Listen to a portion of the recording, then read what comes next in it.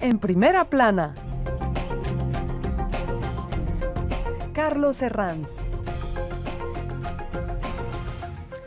Bienvenidos a En Primera Plana, un programa de Radio Francia Internacional en colaboración con France 24 en español, en el que analizamos diversos aspectos de la actualidad de la semana que nos deja ya. Y hoy vamos a hablar de deporte, y para ello tenemos aquí a dos especialistas en el mundo deportivo, como son el jefe de deportes de Radio Francia Internacional, Alejandro Valente. Bienvenido, Alejandro. Buenos días, muchas gracias. Y nuestra compañera de la redacción brasileña de Radio Francia Internacional, Paloma Barón. Paloma, bienvenida. Muchas gracias. Bueno, pues París 2024, los Juegos Olímpicos, ya es una realidad. Se celebrarán aquí en la capital francesa dentro de 7 años y de ello vamos a hablar hoy aquí. Esto es En Primera Plana. Bueno, pues el pasado 13 de septiembre se confirmaba en Lima, en la reunión del Comité Olímpico Internacional, que será París la sede de los Juegos Olímpicos de 2024, algo reflejado en toda la prensa francesa con portadas como la de Le Parisien, el diario, que titulaba Eufórico, la de Pêche titulaba París, medalla de oro, o Le Figaro, que explicaba en su portada cómo la designación de la capital francesa ya no es solo un desafío deportivo, sino también económico. Y le pregunto a Alejandro Valente, ¿ese sentimiento de euforia recogido en las portadas corresponde a un sentimiento de unidad con poca oposición hacia la candidatura olímpica de París? Yo creo que sí. Finalmente, en estos últimos meses, el comité de candidatura hizo bien las cosas, organizó jornadas olímpicas que tuvieron mucho éxito popular. Y poco a poco la gente que al comienzo veía con cierto recelo esta candidatura que llegaba después de varios fracasos, varios intentos fallidos de París para organizar los Juegos Olímpicos, poco a poco fue ganando terreno, y creo que hoy en día hay una mayoría de franceses que ven con bastante simpatía la perspectiva de recibir los Juegos Olímpicos aquí en París. Unidad política, unidad social. Paloma, ¿qué otros argumentos han aupado a la candidatura de París para conseguir que sea sede de los Juegos Olímpicos en 2024? Bueno, yo creo que hubo una mudanza de visión de lo que los Juegos Olímpicos pueden traer para la ciudad. En el caso de Río, en Brasil, cuando hubo la candidatura en 2009, había una visión de que el COI, el Comité Olímpico Internacional, dictaba la agenda. El país que iba a recibir los Juegos tenía que hacer todo lo que el COI deseaba. Y ahora yo creo que en París es una agenda de doble. Los dos van a decidir juntos, y que por lo menos los especialistas dicen que París ya tiene 95% de los equipamientos necesarios para los Juegos, cosa que no teníamos en Brasil. Ya teníamos algunos que fueron utilizados en los Juegos Panamericanos, pero se construyó mucha cosa que ahora está subutilizada. Claro, porque las infraestructuras han contado sin duda. Alejandro, a París le quedan muy pocas por construir en 7 años. Se habla de 2 piscinas olímpicas y la Villa Olímpica, ¿no? Efectivamente, es prácticamente lo único que hay que construir. París tiene un sistema de transporte que es muy eficaz y poco será lo que se pueda mejorar al respecto. Es una ciudad, es el primer destino turístico del mundo, con lo cual los hoteles, todo eso existen, y todo lo que permite recibir a numerosos visitantes extranjeros funciona y existe. Está el Estadio de Francia, que se utilizó para el Mundial del 98. Hay otros estadios que sirvieron para la Eurocopa del 2016 que servirán para recibir disciplinas como el fútbol, y luego habrá muchas instalaciones temporales en lugares emblemáticos de París, como sea la Torre Eiffel, el Museo de los Inválidos, el Gran Palacio. Todo eso hace que será a la vez una competición espectacular, con muchos lugares hermosos que van a servir de marco a las competiciones, y habrá una inversión relativamente limitada que hacer. Se habla de un presupuesto 6.600 millones de euros. La alcaldesa Anne Hidalgo promete unas Olimpiadas sobrias. ¿Existe algún riesgo de que ese presupuesto pueda inflarse? Siempre puede haber problemas. Se teme sobre todo que la parte de seguridad, por ejemplo, debido a la necesidad de evitar atentados y demás, pueda adquirir más importancia que la que se ha previsto en un comienzo, pero si no, por lo demás no mucho, porque el COI financia gran parte de todo lo que es la organización. El presupuesto de organización, entre la venta de entradas, el aporte del COI, estará cubierto. quedarán unos 3.000 millones de euros más o menos para los equipamientos que quedan por construir. Es una cifra muy razonable. Francia está acostumbrada a recibir grandes eventos y en general tiene una tradición de respetar bastante los presupuestos, con lo cual no hay un gran temor de que eso se dispare.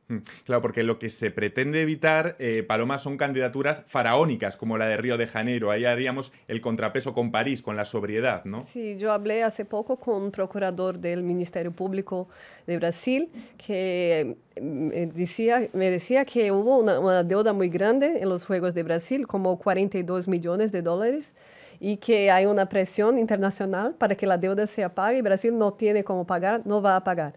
Y eso, y claro, el orçamento de los Juegos fueron el riesgo que no creo que en París no sé cómo se va a hacer, pero siempre existe el riesgo de que se pague mucho más y que esto salga de los cofres públicos, ¿no? No de la iniciativa privada. ¿Por qué? ¿Qué cosas se hicieron mal en la candidatura de Río? ¿Cómo se fue inflando eso? Yo creo que el principal fue que aceptaron todo, que el COI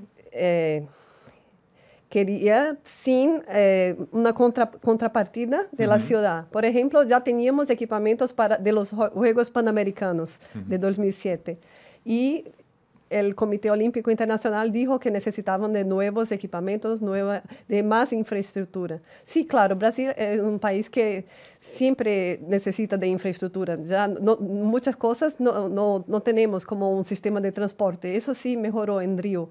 Pero había muchas otras cosas que se podía mejorar y no fue hecho.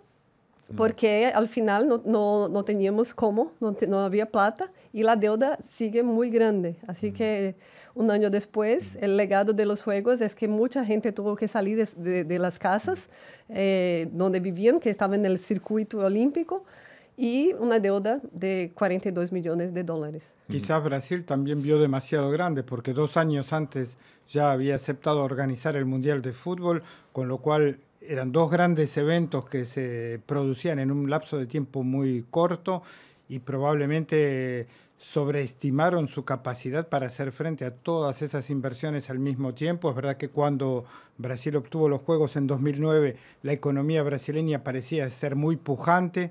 Luego llegó la crisis y las cosas se complicaron y probablemente no se supo anticipar correctamente. Hoy en día estamos en una situación muy diferente. Francia negoció con el COI la organización de estos Juegos y con la ciudad de Los Ángeles, con lo cual no hubo una competición que pudiera llevar a una especie de búsqueda de lo más espectacular. Se llegó a una cosa bastante razonable, sin precedentes, y el COI además puso a punto lo que llaman la Agenda 2020, que es un proyecto que trajo Tomás Bach luego de su elección hace pocos años en Buenos Aires, y eso también permite valorizar todo lo que sea recuperación de instalaciones ya existentes y no tener que construir nuevos equipamientos. Luego vamos a hablar de la figura de Tomás Bach, Alejandro, pero recogiendo lo que comentaba Paloma, el legado social puede ser un buen termómetro del éxito o fracaso de unos Juegos Olímpicos, es decir, lo que queda después en las ciudades puede ser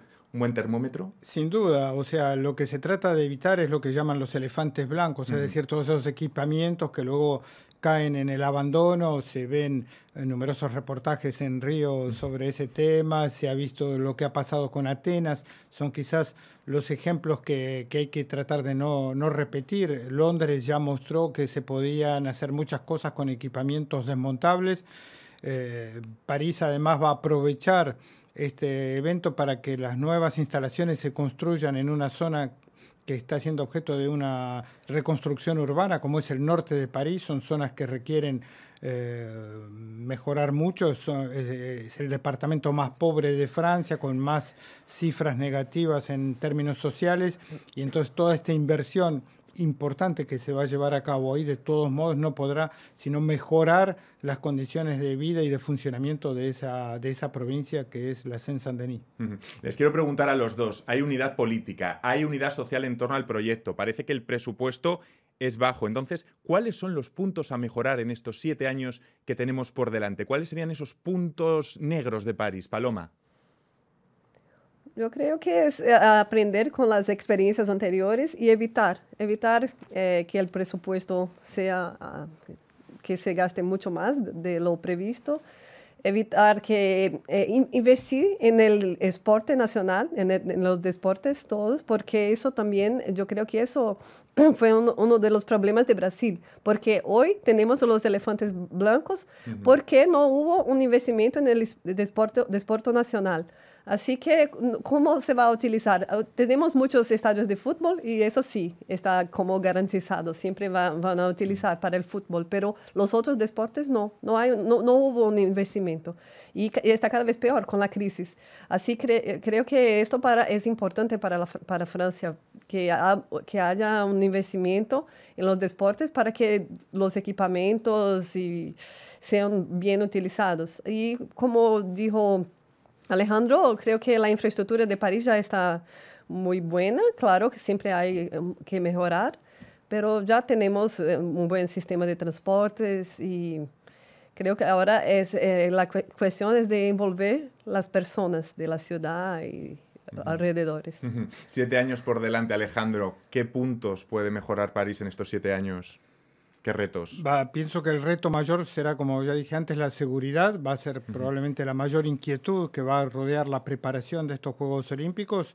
Luego el desafío es que toda la juventud del país pueda reconocerse en estos Juegos, es decir, que haya una fuerte inversión para que los jóvenes preparen de la mejor manera posible la participación francesa en la mayoría de las disciplinas, incluso aquellas que no son tan populares aquí, y que más allá del número de medallas que se puedan alcanzar, que siempre son importantes cuando es el país organizador, que sobre todo se ponga el deporte en el centro de todo lo que es el sistema educativo y sea un verdadero objetivo para una juventud que a veces parece un poco desorientada. Porque eso en el fondo es el espíritu olímpico, ¿no? Esa implicación de la juventud en el deporte, ¿no? Efectivamente, cuando se crearon los Juegos Olímpicos, cuando Pierre de Coubertin, que ya era un francés, decidió poner a punto estos Juegos Olímpicos modernos, se había inspirado mucho de lo que era la educación británica,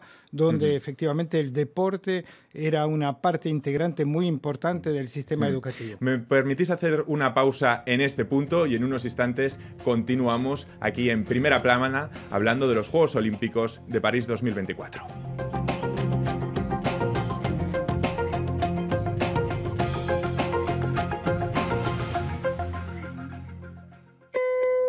RFI le habla al mundo en español y también en otros 14 idiomas. Escuche RFI em brasileño. Todos os dias, acompanhe nosso programa em português nos horários de 6h30 e meio-dia, horário de Brasília, para o Brasil. Infórmese sobre nuestras frecuencias en rfi.fr. Seguimos aquí en Primera Plana con nuestros invitados de hoy, el jefe de deportes de Radio Francia Internacional, Alejandro Valente, y nuestra compañera de la redacción brasileña, Paloma Barón. Vamos a descubrir ya quién es nuestro personaje de la semana. Que hoy es el presidente del Comité Olímpico Internacional, el alemán Thomas Bach, que ha defendido en la reunión del Comité Olímpico Internacional sólidas reglas para prevenir malas conductas. Lo hace tras destaparse el escándalo de corrupción en la elección de Río de Janeiro 2016. Río se impuso a Madrid, lo recordamos, en la votación final del COI en 2009 por la sede de los Juegos Olímpicos, una elección que luego se ha descubierto en la que existieron sobornos. ¿Cómo está gestionando Alejandro el COI todo este escándalo? Hay que recordar que Thomas Bach no era presidente del COI en aquel momento. Él fue elegido en 2013, es decir, mucho después de la designación de Río de Janeiro, que fue hecha bajo la presidencia de su predecesor Jacques Rogge. Entonces, Thomas Bach con todo busca, ocultar, si se puede, los efectos de ese escándalo, poniendo en primer plano todo lo que él ha intentado aportar, como es la Agenda 2020, es decir, la búsqueda de organizaciones menos costosas de los Juegos Olímpicos y mostrando que, bueno, que hubo quizás corrupción, que hubo escándalos, que la justicia debe hacer su trabajo, pero que hoy en día el COI más bien busca orientarse y pensar en el futuro y no mirar tanto hacia atrás. Es un recurso quizás un poco fácil, pero en la medida que él no estaba en la presidencia puede permitirle no estar directamente expuesto a los efectos de estas revelaciones que se suceden en torno a la designación de Río. Me imagino, Paloma, que este escándalo se suma a la larga lista que está dando de escándalos Brasil políticamente en los últimos años. El escándalo ahora viene a nivel deportivo con esa elección de Río en el año 2009. Sí, la misma operación que investigaba a los políticos, la operación Lava Jato, empezó ahora en el campo deportivo también y llegó a la candidatura de Río en 2009. Así que es un trabajo conjunto del Ministerio Público Federal francés con el Ministerio Público Federal brasileño y que ya empezó hace unos 6 meses porque hubo ya un artículo de Le Monde en marzo de este año que hablaba de eso. Y hace algunos días el presidente del Comité Olímpico Brasileño y de la candidatura de Río, Carlos Arthur Nussmann, fue a dar un depoimento en la Policía Federal. Así que estamos esperando a ver qué va a dar, pero ya hubo otros que dijeron que sí, que hubo soborno, sobre todo de los miembros de africanos de COI, que los brasileños estuvieron en Nigeria en 2009 para comprar votos. Porque en el centro de la polémica está esa figura que comentaba, que es Carlos Nussmann, que además es miembro honorífico del COI. El propio COI fue advertido sobre la honorabilidad, entre comillas, de Nussmann hace 8 años. Algo que pueda afectar quizá al COI en la actualidad, el escándalo, porque si fue advertido, nos comentaba antes Alejandro, que bien es cierto que el COI cambió de presidente. No sé si le podría afectar al COI en la actualidad. Yo creo que el caso Nussmann. El COI ya en el pasado trató, digamos, de corregir los problemas que planteaba la corrupción, incluso se trató de limitar la influencia que pudieran tener las visitas de los miembros del Comité Olímpico a las ciudades que eran candidatas a las organizaciones, tratar de controlar la entrega de regalos, todo eso. El caso brasileño muestra que eso no basta y que hay que ir más lejos, y probablemente el COI pueda inspirarse de lo que está pasando hoy en día en la FIFA, que se ha visto sacudida también por enormes escándalos y donde ha habido que hacer una verdadera limpieza de fondo y no dudar en excluir y en llevar ante los tribunales a numerosos miembros, incluso muy importantes de la organización, para tratar de hacerla repartir sobre bases nuevas, ¿no? Y hoy en día el COI probablemente tendrá que ir aún más lejos en su voluntad de limitar estos abusos. Probablemente la manera en que fueron designadas París 2024 y Los Ángeles 2028 sea un buen ejemplo en la medida en que no hubo una verdadera competición y los riesgos de corrupción son más bajos cuando hay un acuerdo entre las ciudades candidatas. Eso puede ser una base interesante. Porque esa designación de ticket, que es algo innovador entre París 2024 y Los Ángeles 2028, viene un poco para contrarrestar esos casos como la designación de Río. Digamos que cuando hay un acuerdo no hay necesidad de comprar votos, ni de negociar, ni de atraer simpatías. El acuerdo era evidente y creo que todo el mundo está satisfecho de un desenlace de ese tipo. Ya habrá tiempo de pensar cómo serán las atribuciones de 2032 o de 2036 o de los Juegos de Invierno, pero hoy en día podemos decir que para Tomás Bach esta doble designación fue un verdadero golpe político muy, muy interesante y muy, muy promisorio. Abramos ya en este punto la contraportada del programa. Os pregunto a los dos, ¿saben qué son los e-games, Alejandro? Sí, efectivamente, es una actividad que está teniendo mucho auge hoy en día. Se trata de hacer deportes con electrónicos, digamos. O sea, no el deporte en sí, sino el deporte ante las pantallas. Se lo pregunto porque los videojuegos de deportes, atención, podrían ser disciplina olímpica en París 2024. El remero francés Tony Estanguet, que es cotitular del Comité Olímpico francés, ha dicho que se evalúa incorporar esta disciplina, es decir, jugar al deporte con un mando en las manos para 2024. En cualquier caso, la última palabra la tiene el Comité Olímpico Internacional. Y os planteo, Paloma, ¿Qué le parece a usted que se pueda competir con videojuegos en unos Juegos Olímpicos? Yo creo que no hace falta en los Juegos. Eso sí, para todo el año, para cuando no tienes alguien con quien jugar. Pero para los Juegos Olímpicos creo que lo mejor es tener un adversario, un parcero, alguien con quien jugar, ¿no? Esto yo creo que es muy bueno, puede ser buenísimo, pero para cuando estás solo. ¿Va contra el espíritu olímpico? Así Yo creo, en mi opinión, sí. ¿En la suya, Alejandro? El principal problema es el siguiente, o sea, hoy en día los Juegos Olímpicos han alcanzado el máximo de lo que pueden recibir en número de atletas, en número de periodistas y demás. Ya hace tiempo que se decidió a nivel de las instancias olímpicas que no habrá más atletas. Es decir, si se incorporan nuevas disciplinas, hay que retirar disciplinas ya existentes. Es lo que se ha estado haciendo recientemente. El béisbol, por ejemplo, tuvo que abandonar el terreno olímpico para dar paso al rugby. Y lo mismo va a seguir ocurriendo en los años venideros. La lucha, las disciplinas de lucha estuvieron a punto de ser retiradas también de los Juegos Olímpicos, es decir, que incorporar nuevas disciplinas implica retirar otras y eso políticamente nunca es muy fácil, así que lo veo relativamente improbable a corto plazo.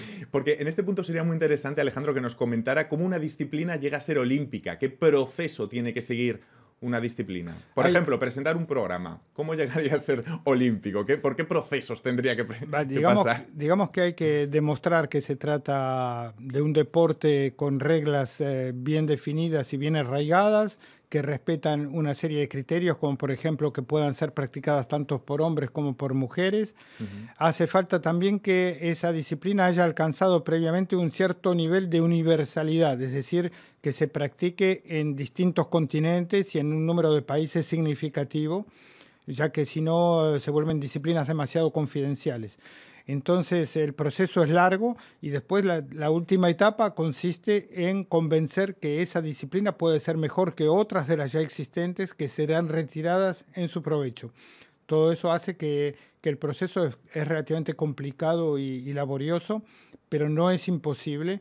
Y después queda otra opción que es la disciplina de exhibición, es decir, cada país, cada ciudad que organiza unos juegos puede designar hasta 3 disciplinas que no son olímpicas, pero que durante su olimpiada serán practicadas para mostrar un poco su interés al mundo, pero sin tener valor en el reparto de medallas y en el cómputo final de los Juegos. Entiendo que en ese contexto es donde quizá pudieran entrar los videojuegos en París 2024. Podría ser a modo de demostración y para hacer una prueba. De todos modos, lo que sí está claro es que los videojuegos para entrar tendrán que excluir toda situación de violencia física o de agresividad, o sea, tendrán que respetar uno de los ideales olímpicos, que es buscar más bien unir a los pueblos y promover la salud y cosas factores positivos y no factores negativos como la violencia que a menudo se aprecia en los juegos video. Y les pregunto, ¿les parece que esto de aceptar los videojuegos es adaptarse a los tiempos o es el eterno business is business, todo por el negocio? Como yo dije antes, yo creo que es más un negocio. Es muy interesante, pero creo que no para Juegos Olímpicos. No para los Juegos Olímpicos. Porque habría que retirar otras disciplinas y no sé, quizá Alejandro nos pueda ilustrar qué disciplinas podrían caerse, cuáles son las más raras en los Juegos Olímpicos. La lucha salvó su cabeza por muy poco, eso fue un verdadero problema. Hay otras que son practicadas en relativamente pocos lugares, como el bádminton, por ejemplo, que donde siempre o casi siempre ganan atletas de una misma zona geográfica. Todo eso puede plantear problemas, pero el tema, más allá del valor de cada disciplina, también es político. Es decir, hoy en día los países donde una disciplina es muy popular defienden con mucho ahínco que esa disciplina se mantenga porque garantiza un número de medallas consistente. O sea que hay una discusión que tiene que ser política y que de todos modos tiene que obtener un cierto consenso a nivel del COI. Pero bueno, hay una búsqueda también de adaptarse a los tiempos nuevos con disciplinas como el surf o el skateboard, etcétera, que poco a poco están tratando de ganar un lugar en los Juegos Olímpicos. Hay muchos candidatos y hay pocas plazas disponibles. Ese es el problema. Imagino que detrás de esas disciplinas también hay países, como comentaba Alejandro, detrás de ellos intentando impulsar esas disciplinas, ¿no? Me imagino que detrás del surf, detrás de ciertas disciplinas hay países. Es evidente que hay países donde esas disciplinas son muy populares, que pueden ganar muchas medallas con ello, y hoy en día también hay una competición entre naciones para figurar en el medallero olímpico lo más alto posible. Entonces, a ese nivel, evidentemente, las discusiones nunca faltan. Me imagino a Paloma no le ha convencido nada que lo de los videojuegos como disciplina olímpica. El sedentarismo es completamente opuesto al espíritu olímpico. Ni por sedentarismo, porque creo que haces movimientos también, ¿no? Pero por el fair play, para que tengas un compañero, un adversario, alguien con quien interagir. Por la interacción, por la cooperación entre los pueblos y el espíritu olímpico. Pero con los videojuegos ya hay, con la globalidad, en este mundo de globalidad ya hay mucha interacción en los videojuegos. Quizá lo podamos ver. Si no, ¿qué disciplina le gustaría ver a usted? El surf, por ejemplo. ¿A usted, Alejandro? Sí, pienso que eso puede ser algo bastante espectacular. Yo estoy a mí me gusta el rugby y es verdad que hoy en día tenemos el rugby a 7. El rugby a 15 es un poco difícil de montar debido a que necesitaría recibir a muchos atletas y eso hoy en día es un freno, como ya explicaba, a nivel del desarrollo de ciertas disciplinas. Pues con esas peticiones para como nuevas disciplinas olímpicas lo vamos a dejar. Les quiero agradecer que hayan podido estar hoy aquí con nosotros. Alejandro Valente, jefe de deportes de Radio Francia Internacional, un placer. Y también a nuestra compañera Paloma Barón de la redacción brasileña de Radio Francia Internacional. Gracias. A ustedes muchísimas gracias y les esperamos la próxima semana aquí en Primera Plana.